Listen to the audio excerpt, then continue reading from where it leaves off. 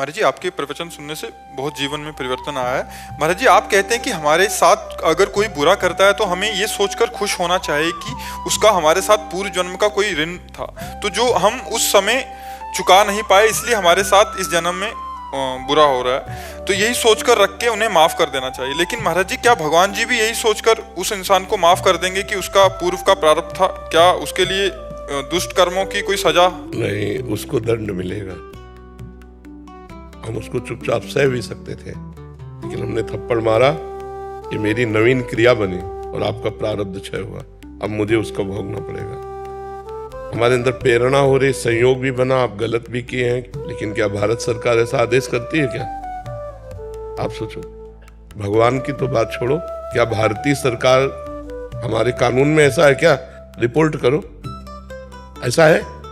Report करो, मतलब कानून अपने हाथ में नहीं ले सकते आप। तो आपके अंदर प्रेरणा हुई कि मैं इसको पीट दें, उसका प्रारब्ध प्रेरणा कर रहा है, लेकिन आपने नहीं पीटा तो उसका प्रारब्ध क्षय हो गया और आपका नवीन कर्म नहीं बना। अगर आपने पीट दिया तो उसका प्रारब्ध तो क्षय हुआ पीट के, लेकिन आपके लिए नवीन कर्म बन गया। प्रारब्ध से हमारे पास सामग्री आ सकती है, लेकिन भोगे ना भोगे ये हमारे विवेक के ऊपर है।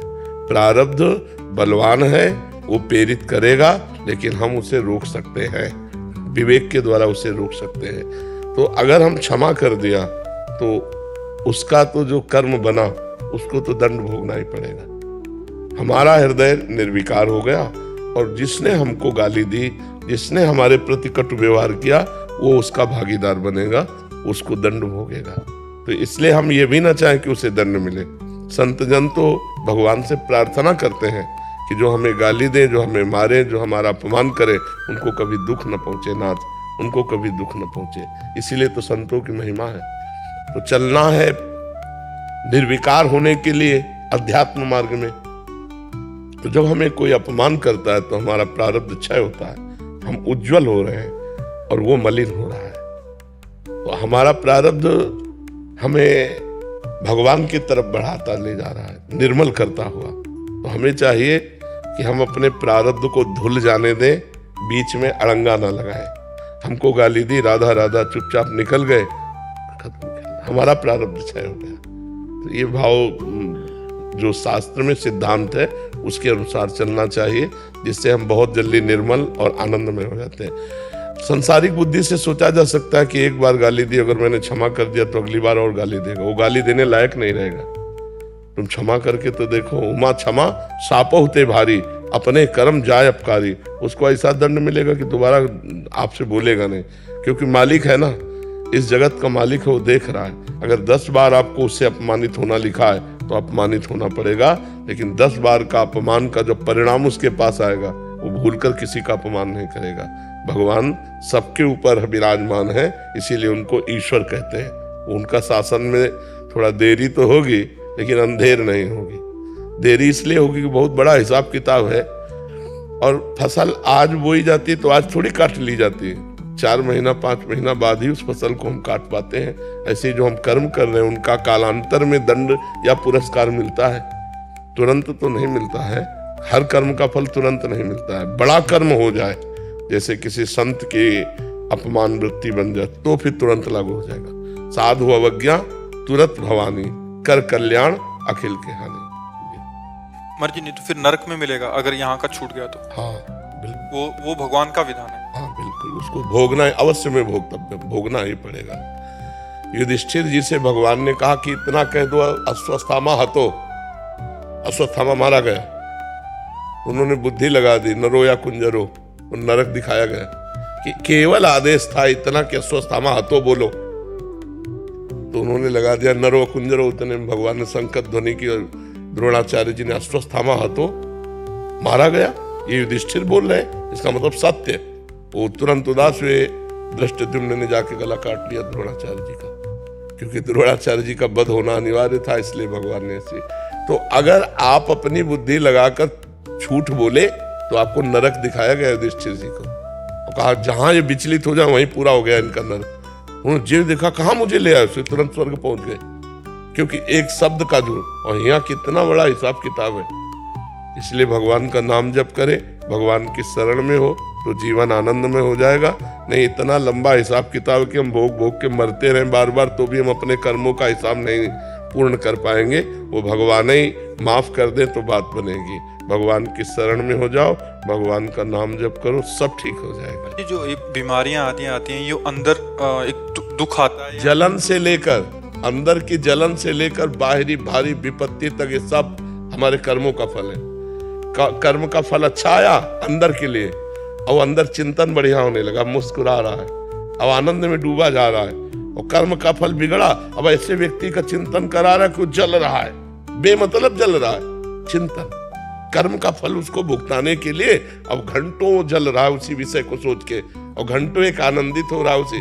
इसीलिए अच्छे कर्म करो, उसका परिणाम अच्छा होगा, बुरे कर्म करोगे उसका परिणाम बुरा होगा। डिप्रेशन आदि यही बुरे कर्म का ही परिणाम। सब कर्मों के अनुसार, अंदर से एक जलन की रेखा से लेकर भारी से भारी विपत्ति तक सब कर्मों का। महाराज जी, कैसे पता चले कि मेरी प्रार्थनाएं कठिन समय में भगवान तक पहुंच रही हैं? जब मैं मन से भगवान को याद करती हूं, तब मुझे इस बात का एहसास होता है कि क्या मैं परेशानी में ही भगवान को याद करके स्वार्थी तो नहीं हो रही, जबकि भगवान की पूजा आराधना मैं रोज करती हूँ। मतलब कठिन समय में, विपरीत परिस्थितियों में भगवान किसका? अपने स्वामी है, अपने पिता है, अपने सर्वस्व है।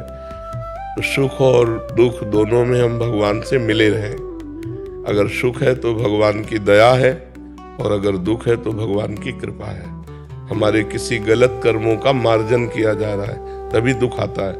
अब हमारा भगवान से कितना संबंध है ये तो आपका हृदय जानता है, कि आप दुख में पहला स्मरण किसका होता है, सुख में पहला स्मरण किसका होता है। जिसका पहला होता है वही आश्रय माना जाएगा। जैसे द्रौपदी जी हैं, तो द्रौपदी जी का पहला आश्रय भगवान नहीं थे, पहला आश्रय पति थे, फिर भीष्म आदि थे, फिर अपने हाथ थे, फिर दांत थे, आखिरी में भगवान आए। ये शरणागति में कलंक है। सीधे भगवान में, सीधे भगवान का स्मरण। तो भगवान ने आर्त भक्त को भी भक्त कहा है, अर्थार्थी रुपया पैसा चाहने वाले को भी भक्त कहा है, लेकिन भगवान से ही केवल, और से नहीं। और जिज्ञासु भगवान को जानना चाहता उसको भी भक्त कहा है, और ज्ञानी तो भगवान की आत्मा है ही। तो हम स्वार्थी शब्द नहीं कहते, हम मालिक शब्द कहते हैं। कि हम आपके बच्चे हैं, आप हमारे पिता हैं, हम आपके दास हैं, आप हमारे स्वामी हैं। अगर हमें कोई आवश्यकता होगी तो आपसे कहेंगे, कोई समस्या होगी तो आपसे कहेंगे। अगर कोई आवश्यकता समस्या नहीं तो आपके हम हैं ही, निरंतर हम आपका भजन करते हैं। ऐसे भाव से जुड़ना चाहिए। ऐसा नहीं कि विपत्ति आई तो आप भगवान को पुकारो फिर नहीं सुनेंगे। पहले कभी पुकारा नहीं, पहले कभी भजा नहीं, अब स्वार्थी है ऐसे, तो भगवान कहीं दूर थोड़ी है, तुम्हारे हृदय में ही है, तुम्हारे भाव को देख। लेकिन बिल्कुल नितांत स्वार्थ के वसात होकर पुकार रहा, कोई भक्ति नहीं, तो भगवान सुनेंगे ही नहीं। भाव बिन सुनी पुकारे मैं कभी सुनता नहीं, भाव पूरित टेर ही करती मुझे लाचार है। हे कृष्ण, हे द्वारिकावासिन, जो ये द्रौपदी जी ने भाव से पुकारा, यही भगवान वस्त्र बन गए, चीर अवतार भगवान का हो गया। कहीं भगवान को आना जाना थोड़ी है। तो हम भगवान से निरंतर जुड़े रहने की चेष्टा करें, और जब कोई मांग हो तो हम अपने भगवान से ही करें और छूट दे दें। आप चाहे हमें व्यापार दो या जैसे मनाओ वैसे दो। और दूसरी बात ये प्रार्थना कर दे कि अगर आपको उचित न लगे तो हमारी प्रार्थना पूरी मत करना। तो प्रार्थना पूरी ना होने पर भी हमारे हृदय में भगवान के प्रति श्रद्धा कम नहीं होगी। श्रद्धा कम होने का मतलब सब कुछ बिगड़ जाना। जैसे मानो हम चाह रहे हैं कि ये दुख निवृत्त हो जाए, और हमें भगवान की इच्छा है कि ये भोगे, तो निवृत्त नहीं होगा। फिर हमें लगेगा हम भगवान का पूजन करते हैं, भजन करते हैं, प्रार्थना भी की, और समस्या का समाधान नहीं हुआ, संशय आ जाएगा, अश्रद्धा आ जाएगी। तो हम भगवान से छूट दे दें। हमारी तो इच्छा है कि ये दुख निवृत्त हो जाए, लेकिन आपकी इच्छा है कि मैं भोगूं, तो नाथ मुझे सामर्थ्य दो कि मैं आपकी इच्छा का पालन करते हुए मैं इस दुख को भोग लूं। भक्तजन यही करते हैं, भगवान की इच्छा का पालन करते हुए दुखों को भोग लेते हैं। नहीं तो इतना भगवान का भजन करते हो अपने दुखों को मिटा देना, लेकिन नहीं, वो जोई जोई प्यारो करे सोई मोहि भावे। प्यारे को जैसा अच्छा लगे वो मुझे अच्छा।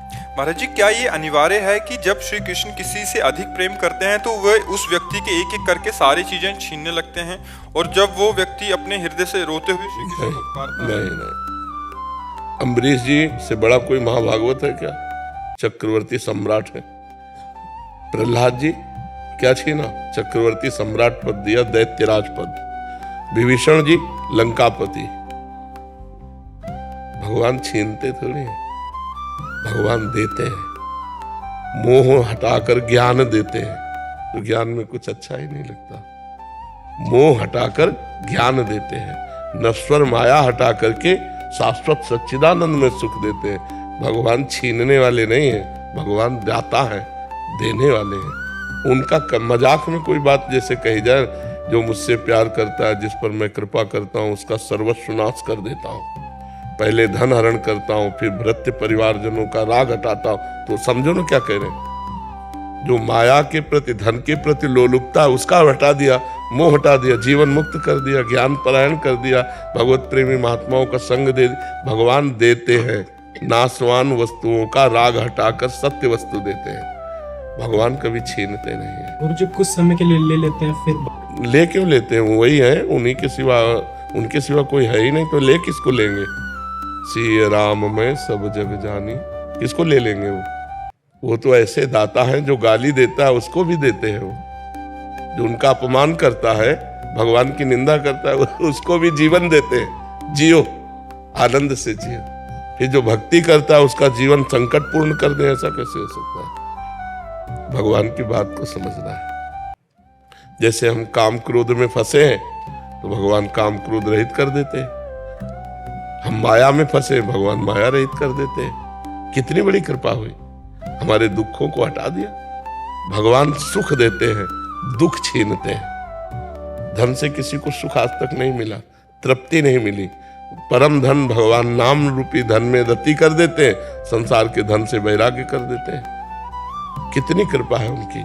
अगर ऐसा सिद्धांत कहोगे, उसका सब कुछ छीन लेते हैं, गलत बात है। जो भगवान से प्यार कर दे रहा है, उसे पूरा संसार प्यार करने लगता है। जो भगवान से प्यार करता है, उसे माया माँ की तरह दुलार करने लगती है। विचार करो, जा पर कृपा राम की होई, ता पर कृपा करे सब कोई।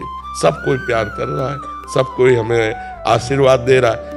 वैसे संतों के पास लोग आशीर्वाद लेने जाते हैं, और हमें आशीर्वाद देने आते हैं। स्वस्थ रहो, तुम्हारी दीर्घायु हो, तुम्हें कोई कष्ट ना हो। यहाँ ये आते हैं बूढ़े, ब्रजवासी, पंडित जन, संत जन, यही आशीर्वाद। ऐसे ही तुम बैठे रहो, स्वस्थ रहो, सुखी रहो। भगवान से प्यार करने से मिलता है, छिनता थोड़ा है। तो भगवान के कारण ही तो है। सोचो, अपना लड़का भी अपने से इतना प्यार नहीं करता जितना ये लोग प्यार करते हैं। तो ये कैसे प्यार हो भगवान? तो हम ये कैसे कहते कि छीन लेते हैं? हम तो कहते हैं भगवान दे देते हैं। अज्ञान छीनते हैं, माया छीनते हैं, दुख छीनते हैं, अशांति छीनते हैं, और शांति देते हैं, सुख देते हैं, करुणा करते हैं। ऐसा कैसे हो सकता है? तो गुरुजी, जैसे छीनने से प्राय अगर कोई चीजें अगर परिवार में ही विरुद्ध चल रही हो, सब कुछ करने के बावजूद भी, जैसे हम लोग आपने कहा कि भाई अगर आपका ध्यान सिर्फ जब विपत्ति आती है तभी भगवान की तरफ जाता है, उससे पहले अगर मान लो कि भाई अगर हम लोग लगातार लगे हुए हैं, बिल्कुल, तो उसके बावजूद भी अगर वो विपत्ति मतलब कि नहीं पीछा छोड़ती और वो परिवार में। भीष्म जी ने कहा, प्रभु मैं बचपन से ब्रह्मचारी हूँ, कोई दुराचार नहीं किया, और आपके महाभागवत हैं भीष्म जी भगवान के। ये बाणों की सैया पे 6 महीने से पड़ा हूँ, और आप हमको कहते हो युधिष्ठिर जी को उपदेश करो।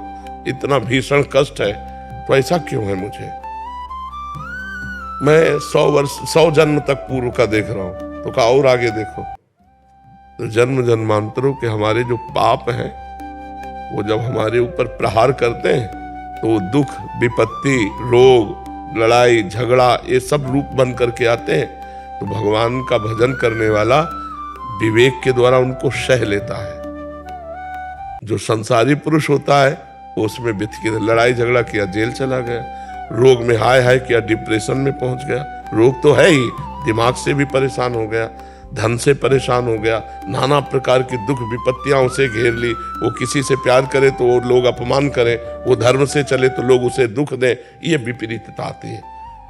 ये सब विपरीतता आने पर भी यदि भगवान का भजन हो रहा, हृदय धैर्य रहता है और निकल जाता है। जैसे दिन नहीं रुका तो रात नहीं रुकेगी, ऐसे दुख नहीं, अभी हमारा सुख चल रहा है, फिर दुख आ गया, दुख चल रहा है, फिर सुख आ गया, ये ऐसे चलता रहता है। उसका ज्ञान जो है ना, इतना प्रवीण होता है कि डूबने नहीं देता, न सुख में न दुख में। सुख में डूबने पर अहंकार आता है, दुख में डूबने पर निराशा आती है, शोक आता है। तो हमें भगवान के भजन में दृढ़ विश्वास करके चलना चाहिए। अनेक जन्मों के कर्म है जो हमको गिराते हैं। पहले 2-4 माला आप लोग जपते होगे, 2-4 घंटे पूजा करते होगे, यहाँ तो जीवन ही पूजा है, कुछ और है ही नहीं। नाम जप करो, भगवान की चर्चा करो, भगवान का चिंतन करो, भगवान, तब दोनों किडनी फेल है। विचार करके देखो ना, तो कर्म का भोग आता है कि नहीं। रामकृष्ण परमहंस जी जो थे, उनके गले में कैंसर था। डॉक्टरों ने कहा सत्संग नहीं बोलोगे, तो बोले सत्संग तो बोलेंगे, हमारा जीवन है सत्संग। गले में बना रहे कैंसर, बना रहे। तो बड़े बड़े संतों के जीवन में देखा गया, कष्ट देखा। तो अगर भजन से कष्ट कटता तो उनका कट जाता कि नहीं कट जाता। इसका मतलब है भजन आगे की संभाल करता है और हमको जीने का बल देता है कि हम विपत्तियों से, दुख से घबराए नहीं, उनको सहकर निकल जाएं। ये कोई ना सोचे कि भजन करते हैं तो बुखार नहीं होगा, जुकाम नहीं होगा, कैंसर नहीं होगा। नहीं होगा, पर तुम व्यथित नहीं होगे, तुम उसको सह जाओगे और सहकर भगवान को